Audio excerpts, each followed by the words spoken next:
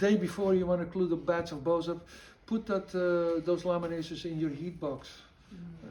So it's nice dry.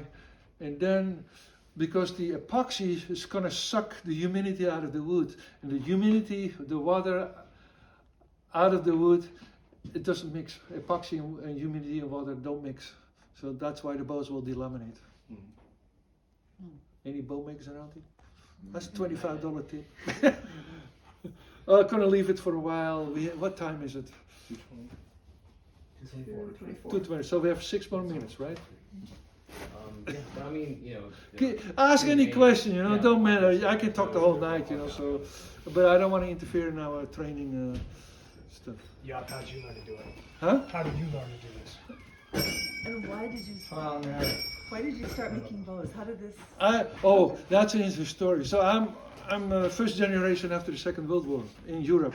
So, man, like my dad was in the resistance, and my mom.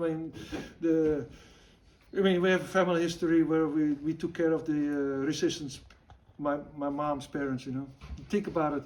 So they had an apple farm and vegetable farm about 20 kilometers out of Amsterdam. And Holland is full with water. There are only certain ways you can go, right? So all them people came out, but my grandpa, they dug a big chamber underneath the barn. That's why they had about 6 of them, resistance people, for several years. But you know what? The neighbors were collaborators. So they had, you don't know who you're dealing with, right?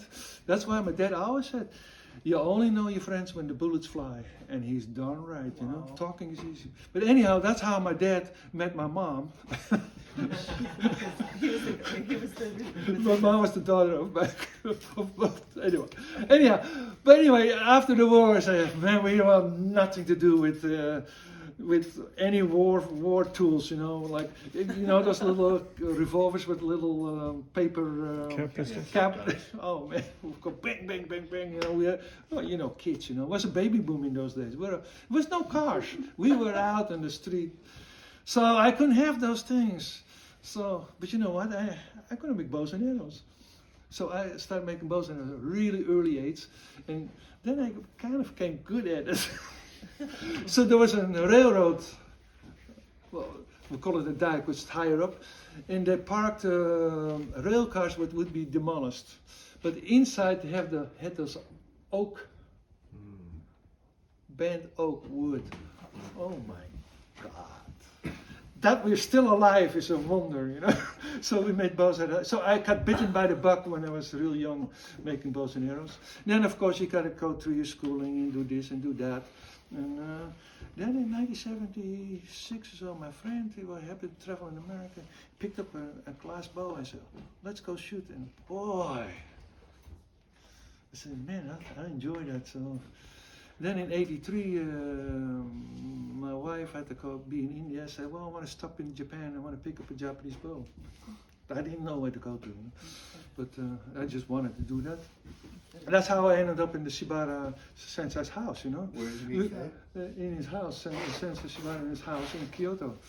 That's a funny story. So we arrived in Tokyo. Think about a year in India. Then you go in Tokyo. My gosh, it's the opposite world, right? So I don't know where to go to, okay? I said, well, the capital, if there is any bows, it must be in the capital. Makes no sense, but so I went to the capital, we took the bullet train, we arrived in Kyoto, huge train station, and there's a little info kiosk, Well, what do I know? I was just gonna ask. It was a real cute Japanese lady in the kiosk there, real friendly. So, I'm looking for a Japanese bow. She goes, please wait. She goes through one book, goes through another book. Oh, then she started writing down. She handed me the card. Please go to the taxi driver and present this, and we'll bring it. And that's how I ended up at Shibata Sensei's house. Oh my God! So you were looking for a Yumi bow, and instead the Yumi bows found you. Yeah. Then I arrived in those days. This shop, the actual workshop, is much smaller than this. He expanded No, he expanded a little bit, and put a ceiling in there, so they're working upstairs in the Jaap's too, but it's still very small. And for 500 years, same shop. There's a stone, a drempel, how you call it? When you pass through the door, like old churches, just worn out from the people. I said, this is so cool. If you didn't know that Shibata Sensei lineage. No, I didn't know nothing. No, but I'm just saying for the group here, his lineage is actually the official bow maker for the Emperor of Japan. Yeah. And they're not going to tell you that, They're not special. The old sensei, boy, he really disliked people talking to him. He always goes this person, nose goes up, Oh, he did. Like when you group and somebody thinks, I can tell people, what they're doing. Oh, he disliked that. Ooh, he's humble, Stay humble. And young now sensei, he's also, he's much more. I call him the Japanese cowboy because he can be very direct, which is very unusual for Japanese people. But he got used to Western Americans and Germans and Europeans more than people, so he has to be direct because otherwise we don't know. We don't know how to listen in a roundabout way, In Japan, they're talking a roundabout way, and like the native people talking a roundabout way. It's up to you to listen. But he knows we don't do that, so boom. When he's direct, man, it's like a nail. He can hammer the nail down. There's no mistake. So I've been many times, at the shop working on bows, and boy, I enjoyed every minute of it. Even the yumis with hide glue, those are family secrets. And I was surprised one year, Jaap-san, you really have to help me. At that moment there was at that moment he had no apprentice. The last one passed his, and Hiromi, his wife, would hammer the wedges in, So basically the yumis made the same way. The only thing is, it's hard to explain, but you wrap all the cordage, and then he put the wedges in, and that has to be heated up. This is done with hide glue.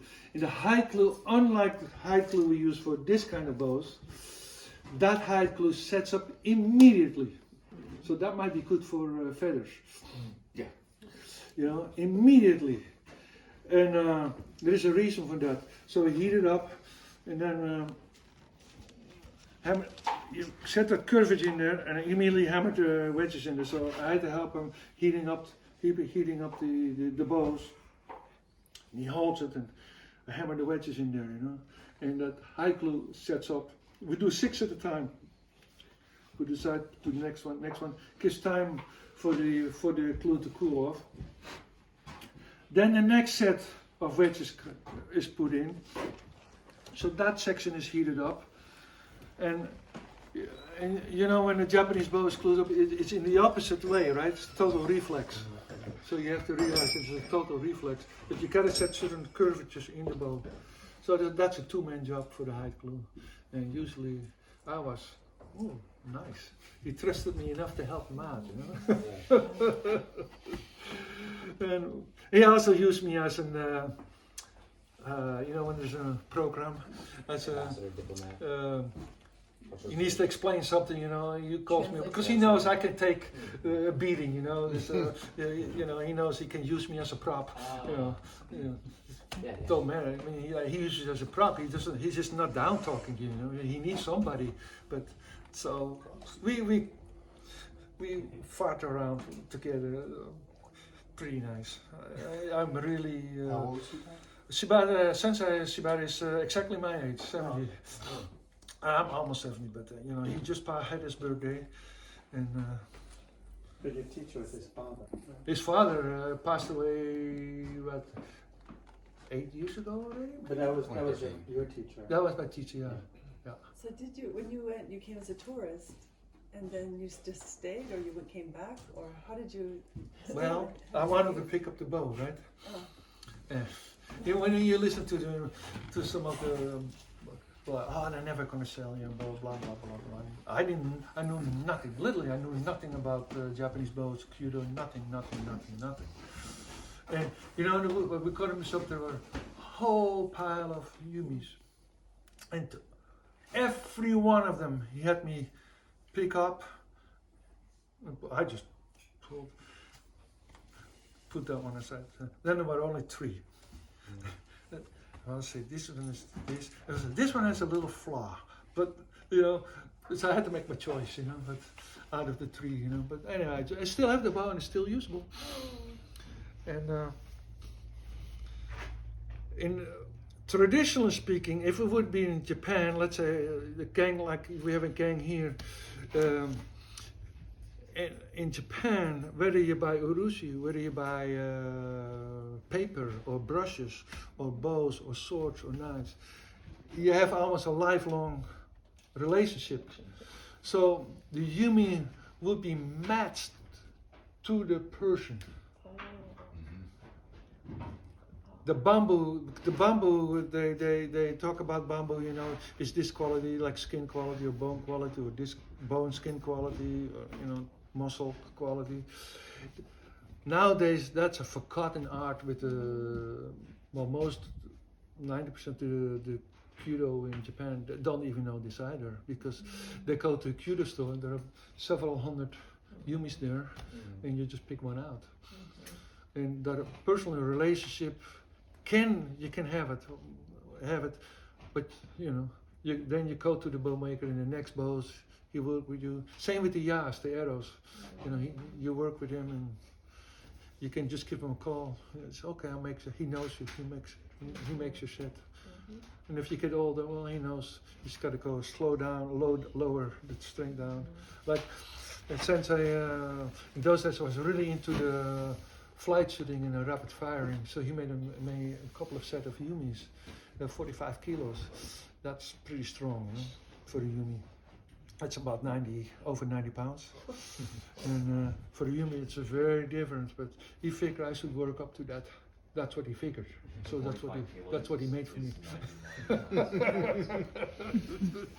You know, those kind of things. I like it. Same with the urushi, you know, for the first time in urushi, well,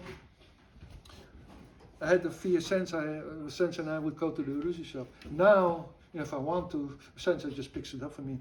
Now, if I had kids, and they would have kids, and they could still deal with the same family because they know you understand the urushi, it's a relationship. That's how I like to operate, you know. But you guys are all too late for me because I'm on the way out, you know. I'm not on the way in making bows. I'm on the way out of bows. I still may, for a good 10 years, I'll be making bows, but not in quantities, you know. And then for another 10 years, 10 to 20 years after that, you're just going to be this is my problem, what is the fix? I mean, I say that, I mean, I know quite a few guys today. Oh, I'm retired. Next year he's making another bow because they can't help themselves. That's why you stay young. Still on the way to stay young, you know. So more questions or time for whiskey? I don't have whiskey, sorry.